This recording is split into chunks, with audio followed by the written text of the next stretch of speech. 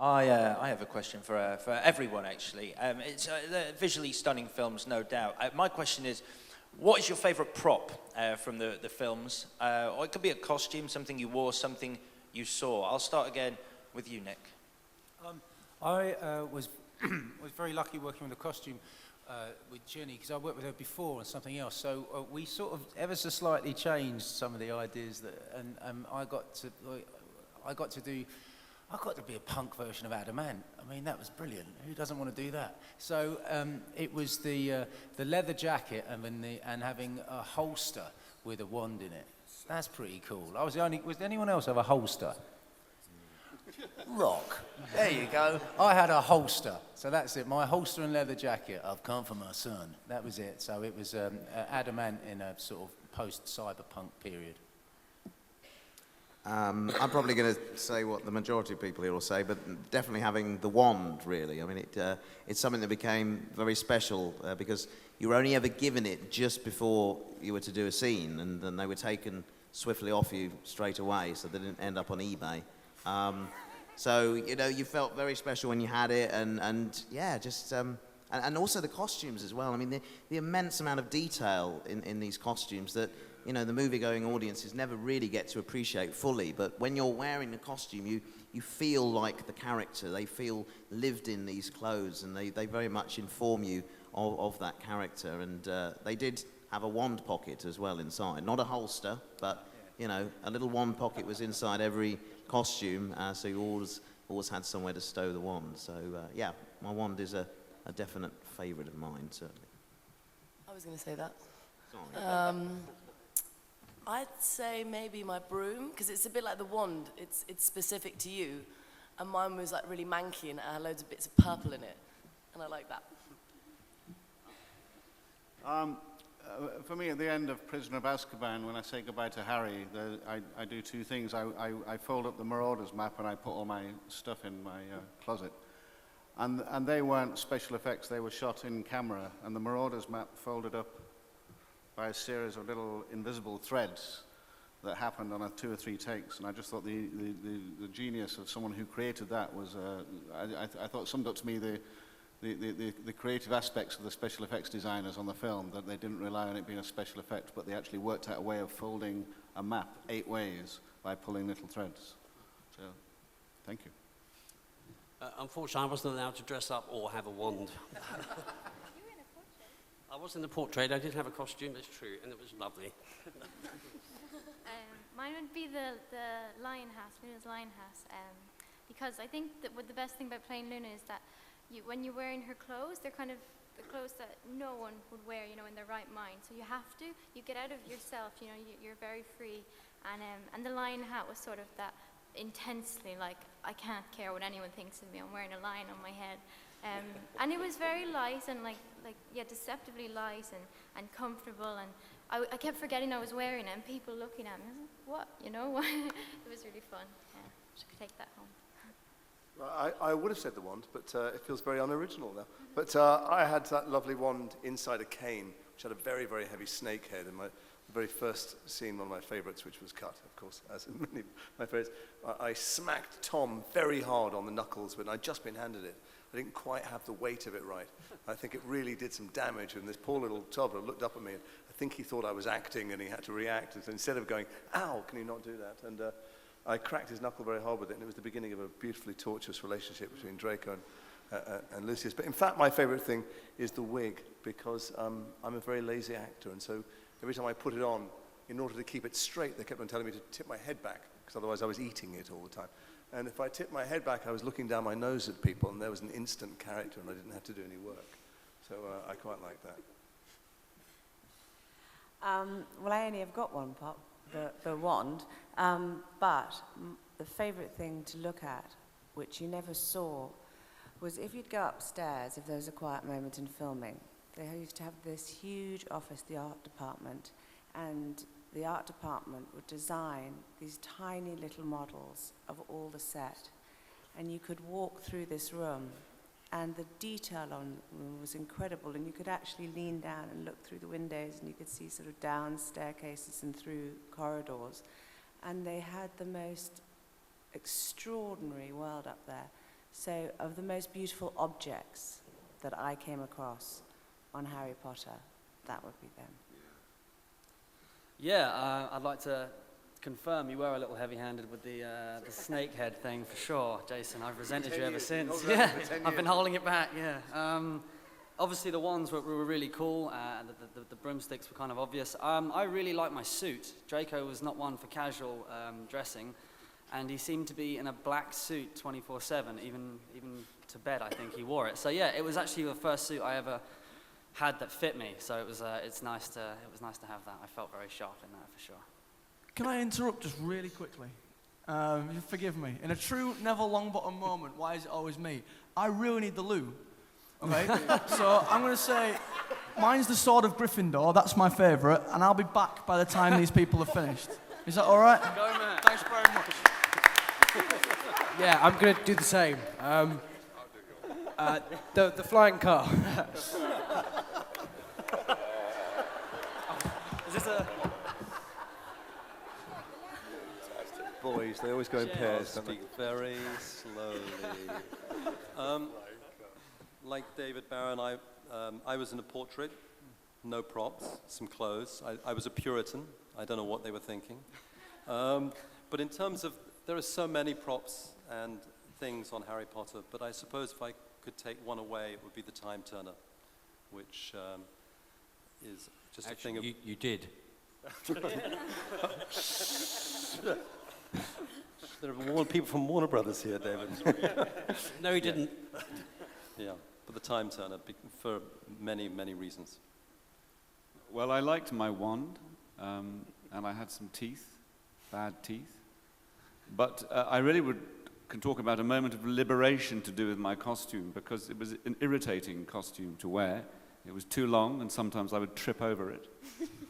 And underneath, I started off wearing tights. And the gusset of the tights kept dropping down between my thighs. And this made it very difficult to walk with any kind of dignity. So eventually I said to my dresser, a lovely young man called Neil, I said, you're going to have to cut these tights, and I'm going to have garters at the top. So I enjoyed then having this garter belt on each leg. And sometimes when the stunt team are getting too macho, I would tease them with my inner thigh. People will never think of Voldemort in the same way. You know he's got suspenders and garters on underneath. Brilliant. My favourite, well, David Heyman already stole my answer, so I'm going to steal maybe Michael's answer. I really would love to own a pensive. The idea of being able to walk around in other people's memories and understand how they came to be the way that they are or the person that they are, I think would be an incredible tool for the world as a whole. You know, it'd be amazing to walk around in Hitler's childhood and see what made him the way he is. And, you know, I just think coming to understand Snape was just such an amazing part of the last movie. And so, yeah, I'd like one of those. I would actually probably pinch Hermione's bag, because Hermione's bag is this amazing thing. You can put anything in it. Absolutely. Mary Poppins bag. And it's an amazing bag. It holds lots and lots of things. And I'm traveling with my wife at the moment. And we're about to go to New York to the premiere in New York, and we have so much luggage. I would just tip it all into Hermione's bag, and it would make it so much easier. Oh, well, I loved my costume, and particularly the padding, because it gave me the most fabulous shape with enormous bosoms. And it kept me really warm in winter and was rather absorbent in summer. So it was absolutely a little worrying at King's Cross with the pigeons, because it was made of birdseed, the bosoms. But apart from that, yeah, I loved it. That was my favourite. Well, in the first episode of Potter, they explained to me that Hagrid wasn't actually, strictly speaking, allowed to do magic. Because he kind of failed the exam in 1842 or something. In fact, it probably was in 1842. So they said, you can use this. And I'm supposed to be playing an 8'6" giant. They gave me a pink umbrella, which Audrey Hepburn could have been carrying in 1952, you know, about this size. And I lit the fire and put the pigtail in the wee bum bum.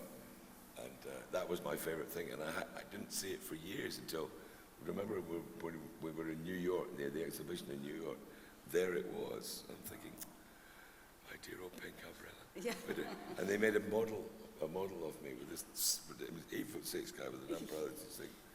It's a nice bit of irony, that, isn't it? Yeah. You think you'd have something that looked like stainless steel. Yes. You know, Chihuahua, bite this bitch. Yeah. Or something.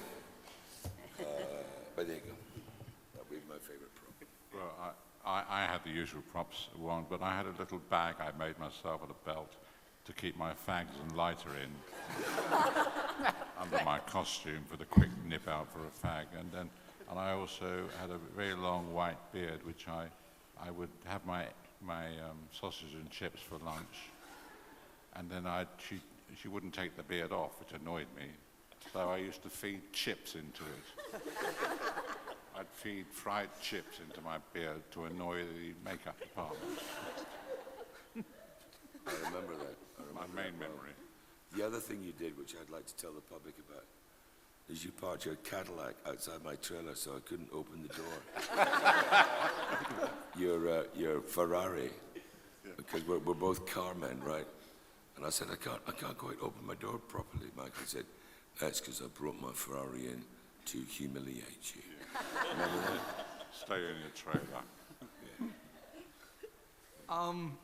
First of all, fellow cast and crew members, gathered journalists, and indeed the world, I apologise for my loo break there. That's very desperate. Yeah, my favourite thing, the Sword of Gryffindor, I think, because it's Neville, really. I mean, everyone wondered why he was in Gryffindor from the very beginning. You know, they didn't think that he was going to amount to anything, but only a true Gryffindor can pull that out of the hat. And it's a sword, so it's just really cool. I felt like a Jedi for a bit, and I always wanted to be that when I was younger. So, yeah, definitely the Sword of Gryffindor. For me, for my character, it's really important. Brought Ginny into the arena and into Voldemort was Tom Riddle's diary. And it probably, in terms of the storyline now, at least I was a part of destroying one Horcrux, so that was good. As many props as were in the Weasley Wizarding Wheezers shop, and there's thousands of them, it's an incredible set. My favourite prop would be my dyed ginger hair for 10 years, because it gives you a completely new perception on the world and how people view you. In a good way. But it got you really into the character, and kind of your friends knew when you were filming again. So I'm going to go with the ginger hair, and it made us part of the Weasley gang. So that was pretty cool to be a part of. I'm going to strongly disagree with my brother there, saying that's my favourite part of the whole film. I'm going to be boring and say my wand, just because it's fantastic, really cool. I want Mrs. Weasley's bodysuit as well. Can we go halves on that? I'll take it. I'm not telling you why. I love it. And I think we can go back to the floor. There's a gentleman with a check shirt on the fourth row. If you'd like to go, sir, and then we'll come to the front. Torbjörn Ek, Swedish newspaper Aftonbladet. A question for David Yates. You've been working very close with Joe on this film, where she was a producer. How much did she actually participate in making the film? Would you consider her a future film producer in other films? Or what else would you want her to do now the Harry Potter era is over? Jo Rowling is an incredible partner in these films, obviously, and but she keeps a discreet distance. Ultimately, she signs off the screenplay, and if she has any issues, she communicates them and lets us know what she's happy with, what she's not happy with, and then she's there at the end of the telephone if we need her, basically, and then she'll watch the movie when it's finished. It's the perfect relationship for a group of filmmakers, because she's very enthusiastic about what we do. She always supports it. She's not very territorial about her world in the sense that we take liberties often. We trim things out, we add things, and she always supports that. She understands the complexities of adaptation, and so it's a fantastic relationship. But she's not particularly hands-on, and she's not around all the time. We probably, in the making of one of these films, we'll probably see her 2 or 3 times, absolute tops, and that's usually at the beginning and end of the filmmaking process. But this is her world, you know, and we're interpreting it, and so she's she's there to guide us if we need it, and it's always nice to know that she's on the end of the phone, as it were. This is a question for Fiennes. Maybe you can answer it for all your colleagues. As an actor, I could imagine it's easy, or you get used to how to handle a gun or a sword. But how long do you have to practice to use a magic wand that it looks sexy and different and cool? I'm delighted you think so. Well, we had, Michael and I once, we had wand lessons, didn't we, Michael? Yeah, we had 2 years of wand lessons. We had special wand coaching. That was true. In the first film that we did with David, he brought in a young man, a dancer, who taught us different wand action. Yeah. And it became imbued in us, I think. Mine were a bit more camp than yours, wasn't it? bit light. Sometimes, then you address that. Yeah. I'd been outed. When I first was discussing the part, I talked to the design department about creating a little hook, or like a bird's claw on the end, so it could rest in an open hand, which I quite liked. Okay, and the last question, I think, from the front row here. Thank you. It's a question for Ralf again. When you're creating what could be the ultimate movie villain, and your face is hidden beneath layers of prosthetics, how do you strike the balance between making it not too frightening so that you scare off the kids, but frightening enough so that you make an impact? I rely on a great director. Seriously, I think for this, it's a high-definition villain. It demands, I think, a degree of sort of theatricality, if you like, and then also you want to find the balance of nuance and the sense of an inner life. And I have to say, I think that working with initially Mike Newell and with David, there were two great directors who helped me. I hope find the balance. You don't. And people say it's frightening, and if that's the case, that's great. I think he should be.